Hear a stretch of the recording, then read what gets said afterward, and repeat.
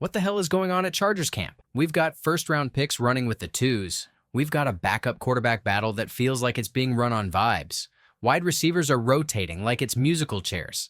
The O-line depth is sketchy. And honestly, the more I watch this camp play out, the more I'm convinced Jim Harbaugh is testing everyone, players, coaches, fans, to see who can handle the madness. But here's the thing. This isn't just chaos for the sake of chaos. There are very real signs of concern, and maybe some hidden genius underneath all of it. So today, I'm breaking down every single thing going on at Chargers training camp, what it says about Harbaugh's approach, which players are rising or falling, and why this depth chart is either totally cracked or maybe just the beginning of something serious. Before moving further, let me ask you a question. Do you think Harbaugh knows exactly what he's doing? Or is this camp a mess? Drop your thoughts in the comments. Okay, let's get into it. What's up, Chargers fans? Welcome to the NFL Playbook Chargers. If you're new here, don't forget to hit that subscribe button. This channel is all about breaking down everything you need to know about the Bolts. Let's start with one of the biggest, and honestly most confusing, developments at Chargers camp. Zion Johnson, a former first-round pick who's been viewed as a cornerstone of this offensive line, is not running with the first team. He's consistently working with the twos. And here's the strange part. Nobody's really talking about it. It's not coming up in pressers, nobody's pressing the coaches about it, and it hasn't become a headline. But if you're paying attention to reps, this isn't a fluke. This is a pattern. That kind of quiet demotion for a first-round pick, that doesn't happen by accident. Now, the guy getting first-team left guard reps in his place is Bradley Bozeman. But even Bozeman has had some really rough reps in camp, getting beat in one-on-ones, giving up pressure, just not looking clean in pass protection. So, what are we looking at here? One possible scenario is that the coaching staff is sending a message, maybe trying to shake things up, test some guys mentally, or see who responds.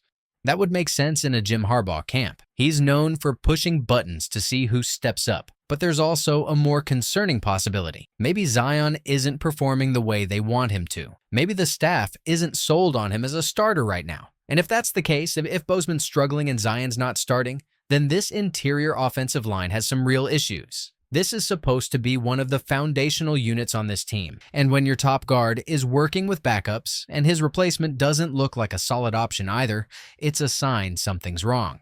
You can't build a dominant run game or protect your franchise quarterback if the interior line isn't settled.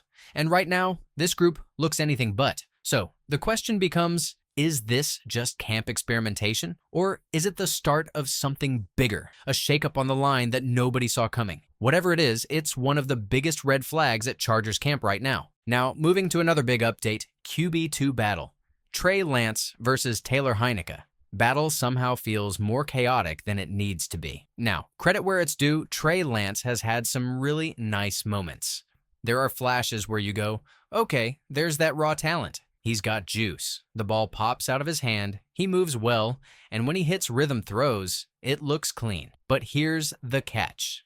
The inconsistency is still very real. There are days where his timing is off, he's hesitating, or he just doesn't look confident driving the ball to the sideline. And when he gets sped up, you can see the gears grinding. Now, Heinicke, on the other hand, he's not flashy, but he's steady. He gets the ball out fast. He's decisive, and he runs the offense the way you'd expect a vet to. He's a guy who can get you through a stretch if Herbert ever goes down. So, the question becomes, what does Harbaugh want in his backup? If he's looking for upside, maybe Lance gets the nod. If he's looking for trust, execution, and survival, it's Heinicke all day. And here's where it gets even more tricky. Both guys are getting real work with the twos. There's no obvious lean yet. This battle is live, and honestly, it might go down to the final week of preseason. And if Lance keeps flashing, but Heinicke keeps stacking clean days, Harbaugh is going to have a real philosophical choice to make. Okay, now let's break down the wide receiver situation, because this group is completely unsettled at Chargers camp right now. There's no clear hierarchy. Guys are rotating between units. And if you're watching the reps closely, it's obvious the coaching staff is still trying to figure out who's going to step up and claim a role. Let's start with Trey Harris. He's been getting work with the first team, and when he's out there, he's making things happen, especially on vertical routes. He's shown the ability to stack corners and track the ball in stride. It's not just raw speed either. There's nuance in how he gets open, how he positions himself, and how he finishes plays. He's not perfect. There are still moments where the timing isn't quite there, or he's not seeing the leverage the same way the quarterback is. But overall, He looks like a real candidate to contribute early. You can see why he's getting those reps.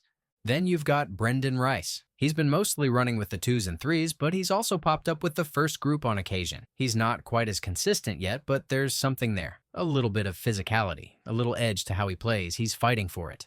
But so far, he hasn't separated himself the way Harris has. And then there's Keandre Lambert-Smith. That's the name that kind of surprises you, because he's been running with the first team pretty regularly. Now, he's not out there making splash plays, but clearly the coaches trust him to be in the right place, do his job, and bring that veteran steadiness. And in a room that's this fluid, that matters. Quentin Johnston is another name to watch. He's shown some flashes out of the slot. There have been a few reps where he's gotten real separation inside and looked smooth doing it. Still raw, still learning the timing and spacing, but the tools are there. He's not just a camp body. He's in this mix. So where does that leave us? Well, honestly, this wide receiver battle is one of the most open on the entire roster. Outside of maybe Ladd McConkey, who wasn't fully active during this stretch of camp, nobody's job feels secure. Every rep, every target, every drill, it all matters because the staff is watching closely to see who can execute consistently and build chemistry with the quarterbacks. If you're a fan of camp battles, this is the one to watch. And if Trey Harris keeps doing what he's doing, he could end up climbing higher than anyone expected. Defensively, the cornerback situation is another spot where things feel experimental. What stands out most is how many different guys are getting work and how unclear the depth chart really is.